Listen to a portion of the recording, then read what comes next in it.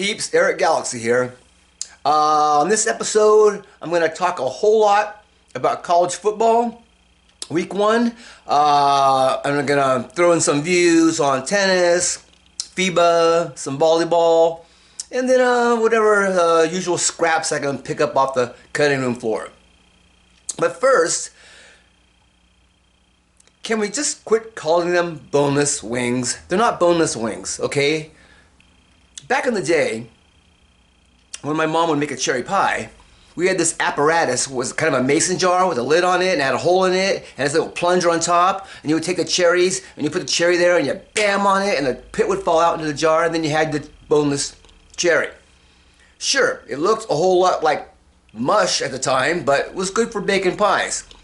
Same thing with the boneless wings. You ever try to debone a wing?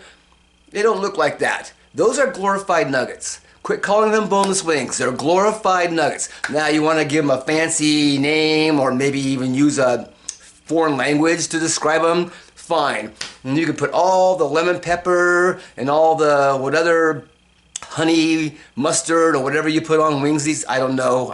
I'm a traditional guy. I like the hot and spicy traditional wings. So that's me. But regardless, they are not boneless wings, okay? They are glorified nuggets. So quit calling them boneless wings. Just stop it. Stop it. All right, so week one of college football is in the books. Got my college hat on. And obviously the biggest thing was the Colorado win over number 17 TCU. Two things about that. First of all, everybody thought that Dion was whack. Dude, you can't come in here, you can't gut the whole program, you can't get rid of everybody, you can't build a team with 87 new recruits in 6 months. Well, we'll see if that works out for them, but so far so good. Here's the thing though.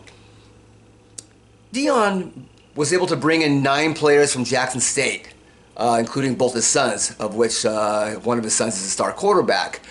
So he kind of had a nucleus of a culture that was brought with him. Also, he got rid of all the people that were in a losing program because he didn't want that mindset that, hey, we're not losers, we're winners here. So he got rid of all those people, and then he brought in his whole new recruiting class, which are buying into his what he's got to say. They're buying into Dion. They're buying into what he's got to say. And like I said, he's already got those 9 players from Jackson State, including the star quarterback, that have that culture that's like, this is how we're going to do things. So he kind of had like a little bit of help. Still, it's pretty good that he went out and beat the team that was in the national championship game last year. Let's face it. TCU lost their star quarterback. A guy who won a lot of games for them just by himself. Also, they lost a whole bunch of players to draft, graduation. So they're not really the team that went to the championship game last year. I mean, preseason rankings are what they are, right? Really, when you're looking at it, maybe the first 3 or 4 teams are kind of like, yeah, you know who they are. But then after that, you just got a whole bunch of teams, 5 through, 15 or whatever, they're jockeying for position to get into that, the playoffs. So, preseason rankings are not an exact science. We all know that. Which brings me to FSU and LSU. 2 of those teams that are jockeying for position in the rankings. Looks like LSU fell off the horse. Maybe Brian Kelly is not that good of a coach. Kind of rolled into town with that fake accent and everything. Maybe he should have given you a clue. Yeah, he won 2 D2 championships, and he won some conference championships in the mid-majors. But then he went to Notre Dame.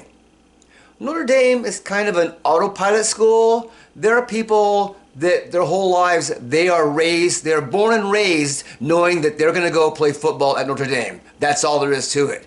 So it's kind of like you don't really have to recruit to go to Notre Dame. So, I mean, yeah, he took them to one championship and he made the playoffs a couple of years there. But it's Notre Dame. I mean, come on. Like I said, they're on autopilot, so he should have won at least one with that team he had, those teams he had. He should have won at least one. And also, I heard he has a hard time recruiting players from Louisiana. I wonder if it had something to do with that accent. He's kind of the anti-Dion, right? FSU, my major takeaway from FSU was they have a player named Major Burns. I thought that was kind of interesting. I was in the kitchen doing something and I heard somebody say Major Burns on the TV and I'm like, what? Is somebody having a reference to MASH? So I rewound it a little bit and got it, and it's like, oh no, there's actually a guy named Major Burns. That's his real name. It's not like he's like, a nickname or anything.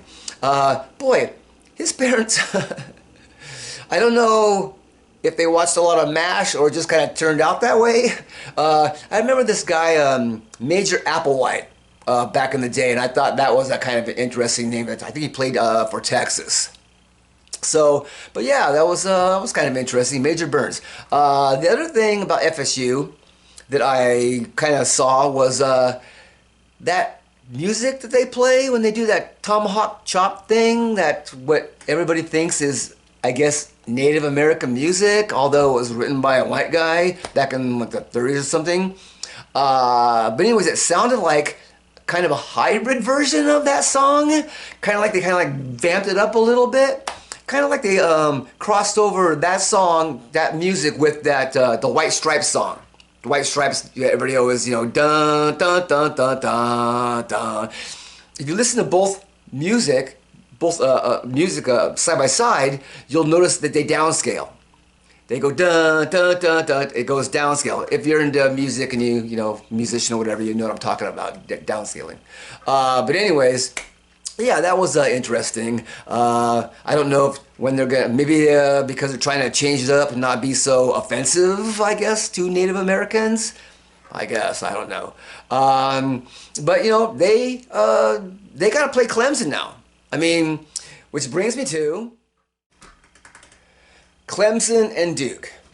I'm not a real big fan of Clemson, mostly because of their coach, who, after I saw him yelling at that guy on the sideline that one year, kind of like didn't really give me a warm, fuzzy feeling about him. I get it that coaches yell at players all the time, but there's a difference between yelling out of affect and yelling out of disgust, which is what I thought that he was doing. So yeah, not a warm, fuzzy feeling. But they are a good program. They're there, and Duke is an up-and-coming program. So we'll have to see if this was a one-off or if they can bounce back. They still have to play Florida State, who's in the conference also, and they just kicked out of LSU. So we'll see how that works out. I think that the ACC will get a team into the football playoff this year. It just all kind of depends on who that's going to be. But next year, we're going to see, that's going to change things, because now you got, Cal and Stanford coming over to the ACC? How's that going to work out? So, and also the playoffs are expanding to 12 teams now. So maybe they'll both get in next year, but we'll see what happens. Which brings me to the Pac-12. A whole lot of people are freaking out because the Pac-12 is 13-0. The extra win coming via USC's win over Nevada. But let's face it, other than the Colorado TCU game, the Pac-12 didn't really play anybody. As usual, they opened up with a bunch of patsies. Let me go to my list here. You had number 10 Washington playing Boise State. Boise State is not the same Boise State from past years. They've fallen on hard times a little bit, so to speak. Number 14, Utah played Florida. Same. Number 15, Oregon played... number 18, Oregon State played San Jose State. Poor San Jose State. I'll get to that later. Arizona played Northern Arizona, Arizona State, South Utah, Cal, North Texas State. I think you kind of know where I'm going with this. Yeah, not a lot of A1 programs there. But I mean, in the end, it doesn't really matter, right? I mean, this is the swan song for the Pac 8, 10, 12. So, you know, whoever wins this year, the Pac-12 championship this year, will forever be known as the last Pac-12 champion. Wah, wah, wah. But yeah, so we'll see what happens. Which brings me to the Oregon State-San Jose State game. If this is a preview of the Mountain West Conference future, it's not looking too good for all the other teams other than Oregon State and Washington State, which are the two remaining Pac-12 teams that are pretty much rumored to go join the Mountain West next year. Yeah, San Jose State is probably one of the better teams in the Mountain West Conference, so the fact they got their hat handed to them, so to speak, by Oregon State does not bode well for them or any other team in the Mountain West Conference. You're pretty much looking at Oregon State and Washington State pretty much dominating that conference for the next 10 to 15 years. Good luck. Maybe Oregon State will and Washington State will create a new rivalry game within the conference. You know, go back to the days when Oregon State played in the Civil War and Washington State played in the Apple Cup. Maybe they'll hybrid it. It'll become like the Apple War or the Civil Cup, or my personal favorite, Civil Apple, which sounds kind of like a band from like the 60s or something. But anyways, yeah, we'll see what happens with the Mountain West. There's also talk that they may call it the Pac-12, and just, you know, because the Pac-12 has more revenue money, TV revenue money, and the brand is bigger, but that would be really weird. Can you imagine the... Yeah, I can't. Sorry. Maybe they should call it something like... well, I've heard the Mountain Pack, which, you know, that's, no.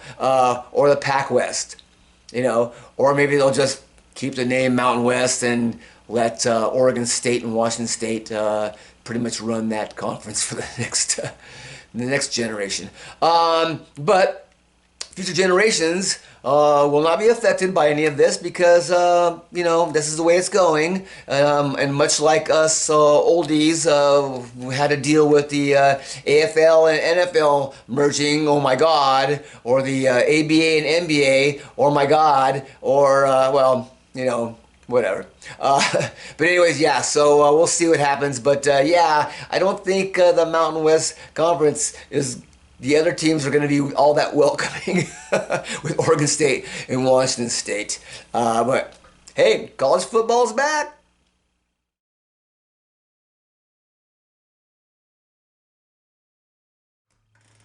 All right, so let's get into some shorts. In tennis news, John Isner retired. He was a participant in the longest tennis match ever played. It went over the course of like 3 days. Obviously not, you know, continuous in a row, but I think the total time was like 11 hours. But still, the match was played over 3 days. I remember tuning in like day 3 because I was like, what? This match is still going on? That was incredible. But yeah, also, Wimbledon ended up, after that, said they adopted what's called the fifth set tiebreaker rule. Because it's like, which had already been adopted by, I believe, the U.S. Open by that time. But, you know, Wimbledon, slow to come around. Also, there were 3 men in the quarterfinals, which is, that's pretty good.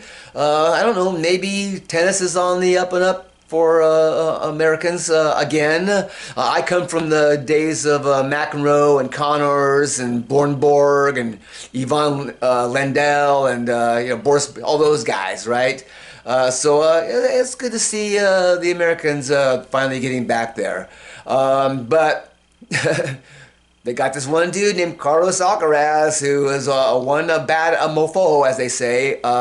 Yeah, he's pretty good. He's pretty good. So yeah, we'll see. But yeah, John Eisner, congratulations. FIBA playoffs, championships. The American men were beaten by a team from Lithuania.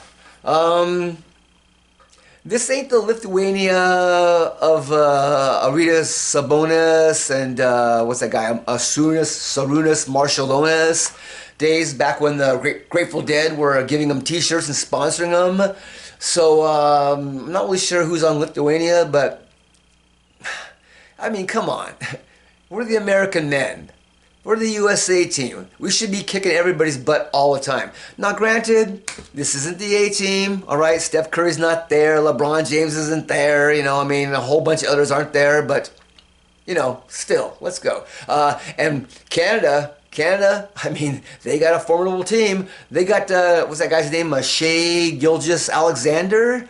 I mean, who some people think is the next up-and-coming superstar. And they got a lot of other guys on that team, too. So, you know, but come on, USA. We should be always winning. We should always be winning.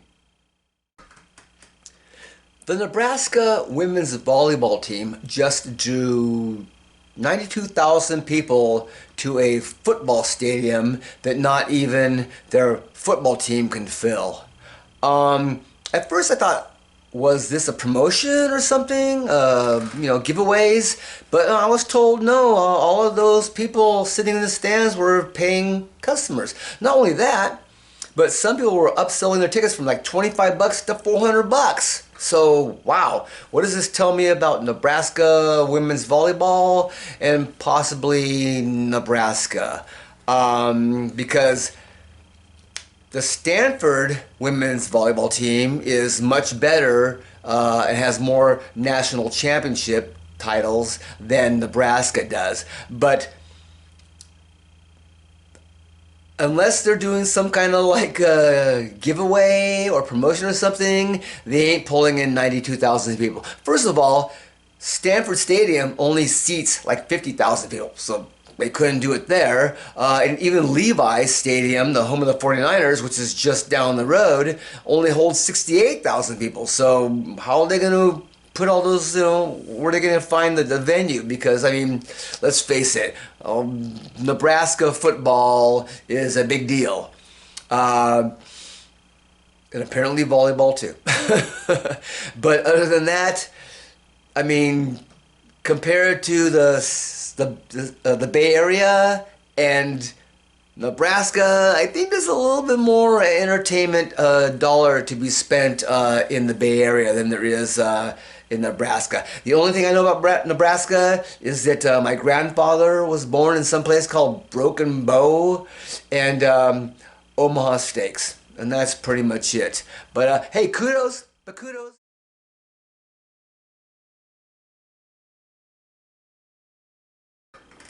Alright, so here's the part where I'm supposed to ask you to subscribe and like. Yes, subscribe please. I'm like a lot of you where I don't really want to answer that questionnaire at the end of the you know, interview or the phone, you know, whatever.